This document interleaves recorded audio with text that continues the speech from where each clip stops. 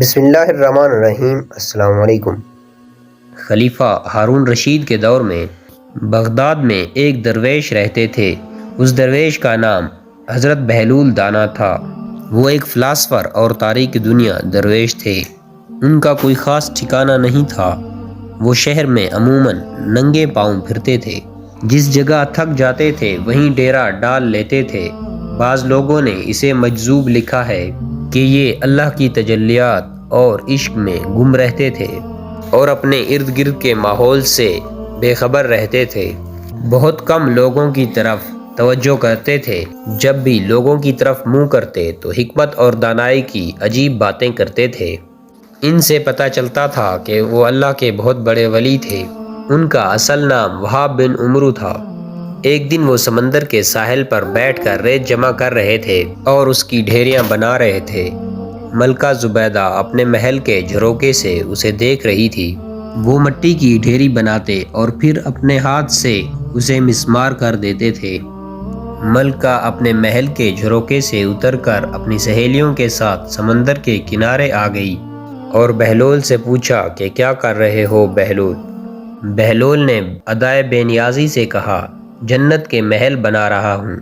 ملکہ نے سوال کیا، اگر کوئی تم سے یہ محل خریدنا چاہے تو کیا تم یہ فروخت کرو گے؟ بہلول نے کہا، جی کیوں نہیں، میں بناتا بھی ہوں اور فروخت بھی کرتا ہوں۔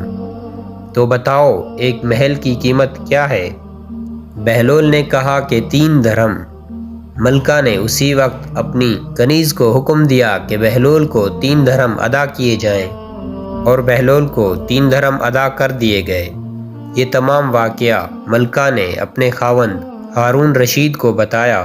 خلیفہ نے اس واقعے کو مذاق میں ٹال دیا۔ رات کو جب خلیفہ ہارون رشید سوئے تو انہوں نے خواب میں جنت کے محل دیکھے۔ آبشار، نہریں، پھلوں کے علاوہ اونچے اونچے محل دیکھے۔ ایک سرخ یاقوت کے بنے ہوئے محل پر انہوں نے زبیدہ کا نام لکھا ہوا دیکھا۔ ہارون رشید نے سوچا کہ میں دیکھوں تو صحیح، کیونکہ یہ میری بیوی کا گھر ہے۔ وہ محل میں داخل ہونے کے لیے جیسے ہی دروازے پر پہنچے تو دروازے پر ایک دربان نے انہیں روک لیا۔ ہارون رشید کہنے لگے، یہ تو میری بیوی کا محل ہے، اس پر میری بیوی کا نام لکھا ہوا ہے، اس لیے مجھے اندر جانا ہے۔ دربان نے کہا، نہیں، یہاں کا دستور الگ ہے۔ محل پر جس کا نام ہوتا ہے اسی کو اندر جانے کی اجازت ہوتی ہے، کسی اور کو اجازت نہیں ہوتی، اسی لیے آپ کو اندر داخل ہونے کی اجازت نہیں ہے۔ جب دربان نے ہارون رشید کو پیچھے ہٹایا تو ان کی آنکھ کھل گئی۔ بیدار ہونے پر فوراً خیال آیا کہ بہلول کی دعا زبیدہ کے حق میں قبول ہو گئی ہے۔ وہ ساری رات اسی افسوس میں کروٹیں بدلتے رہے۔ چنانچہ اسی شام کو بہلول کو تلاش کرنے کے لیے ادھر ادھر دیکھ رہے تھے کہ اچانک انہوں نے دیکھا کہ بہلول ایک جگہ پر بیٹھے ہوئے اسی طرح ریت کے مکان بنا رہے تھے۔ ہارون رشید نے السلام علیکم کہا۔ آپ نے جواب دیا، وعلیکم السلام۔ ہارون رشید نے پوچھا، کیا کر رہے ہو بہلول؟ بہلول نے جواب دیا، جنت کے محل بنا رہا ہوں۔ ہارون رشید نے پوچھا کہ یہ محل آپ بیچ رہے ہیں؟ ہاں کیوں نہیں، یہ محل میں بناتا بھی ہوں اور بیچتا بھی ہوں۔ تو بتاؤ ایک محل کی قیمت کیا ہے؟ بہلول نے بے ساختہ کہا، تیری پوری سلطنت۔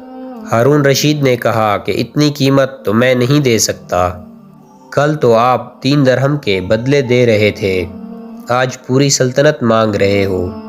بہلول نے کہا کہ کل بن دیکھے معاملہ تھا، آج تم محل دیکھ کر آئے ہو۔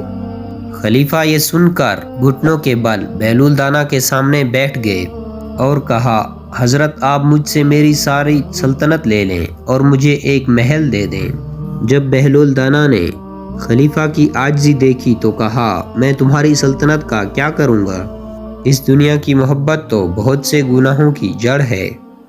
جاؤ اپنی سلطنت کو اپنے پاس رکھو، اس محل کو بھی تمہارے لیے 3 درہم میں فروخت کرتا ہوں۔